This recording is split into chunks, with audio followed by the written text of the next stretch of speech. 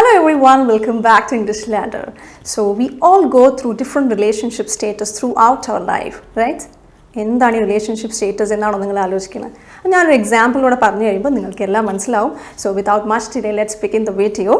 അപ്പോൾ first one ആണ് നമ്മൾ ചെറുതായിട്ടിരിക്കുന്ന സമയത്ത് അല്ലേ, കുട്ടികളായിരിക്കുമ്പോൾ നമ്മൾ ആദ്യമായിട്ട് പറയുന്ന അല്ലെങ്കിൽ ഒരു ഡെവലപ്പ് ചെയ്യുന്ന ഒരു റിലേഷൻഷിപ്പാണ് ഫ്രണ്ട്ഷിപ്പ് എന്ന് പറയുന്നത് അല്ലേ.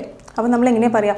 വി ആർ ഫ്രണ്ട്സ് എന്ന് പറയും. So that is one relationship status, friendship. We are friends എന്ന് പറയുന്നത്.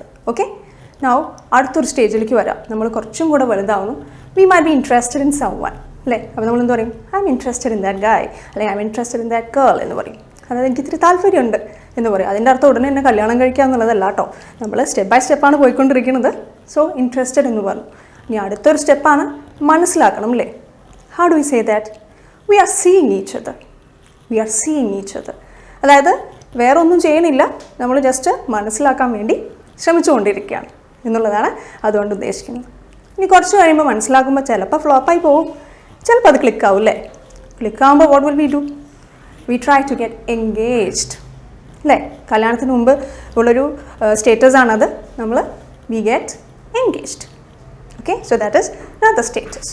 ഓബ്വിയസ്ലി എൻഗേജ്മെൻറ്റ് കഴിയുമ്പോൾ will enter into the next stage, that is wedding അല്ലേ. അപ്പോൾ നമ്മൾ എന്ത് പറയും? മാരേജ് എന്നുള്ളതാണ് ആ ഒരു സ്റ്റേറ്റസ് അല്ലേ. മാരിഡ് എന്നുള്ളതാണ് സ്റ്റേറ്റസ് കേട്ടോ. അപ്പോൾ വി ആർ മാരിഡ് എന്ന് പറയും അല്ലേ. മാരേജ് കഴിഞ്ഞ ഉടനെ നമ്മളോട് ചോദിക്കും കുറച്ച് കാലം കഴിയുമ്പോൾ, ഇപ്പം എങ്ങനെ പോകണു ലൈഫൊക്കെ? അപ്പോൾ നമ്മൾ സന്തോഷത്തോടെ പോകണമെന്ന് വെച്ചാൽ നമ്മൾ പറയും we have been together for a year now and we are going steady.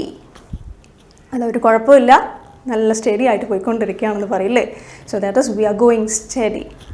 Okay, that is another phrase that you can use to express the relationship. ഇനി അത് കഴിയുമ്പോൾ കുറച്ച് കാലം കഴിയുമ്പോൾ ചിലപ്പോൾ കുറച്ച് തട്ടലും മുട്ടലും ഒക്കെ വരും അല്ലേ. അപ്പോൾ നമ്മുടെ relationship becomes a bit complicated. അതായത് പുറമേ നിന്ന് കാണുമ്പോൾ അങ്ങനെ കുഴപ്പമൊന്നും തോന്നില്ല, പക്ഷേ എന്തൊക്കെയോ കുഴപ്പങ്ങളുണ്ട്. Which means that it's a bit complicated relationship. Okay, ചിലപ്പോൾ കോംപ്ലിക്കേറ്റഡ് റിലേഷൻഷിപ്പിൽ നമുക്ക് ചിലപ്പോൾ അത് പോസിറ്റീവാക്കി മാറ്റാൻ പറ്റും, ചിലപ്പോൾ നമ്മൾ തീരുമാനിക്കും ലെറ്റ്സ് എൻഡ് ദ റിലേഷൻഷിപ്പ്. അപ്പോൾ എൻഡിങ് ദ റിലേഷൻഷിപ്പിന് പറയുന്നതാണ് ബ്രേക്കപ്പ്.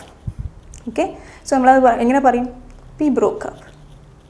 കുറച്ച് സങ്കടത്തോട് പറയില്ലേ വി ബ്രോക്കപ്പ്. പക്ഷേ ഒത്തുപോകാൻ പറ്റിയില്ലെങ്കിൽ we end the relationship.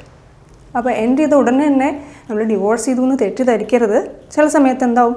You live separately അല്ലേ. അതിന് പറയുന്നതാണ് we are separated. We are separated but not divorced. ഞാൻ പറഞ്ഞാൽ ശ്രദ്ധിച്ചിട്ടുണ്ടാവും, ബട്ട് നോട്ട് ഡിവോഴ്സ്ഡ്. അതിൻ്റെ അർത്ഥം എന്താ? സെപ്പറേറ്റ് ആയിട്ട് ജീവിക്കുന്നുണ്ട് ബട്ട് ലീഗലി സെപ്പറേറ്റഡ് അല്ല.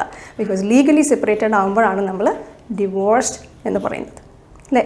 അപ്പോൾ ഇത്രയേ ഉള്ളൂ, വളരെ എളുപ്പമാണല്ലേ.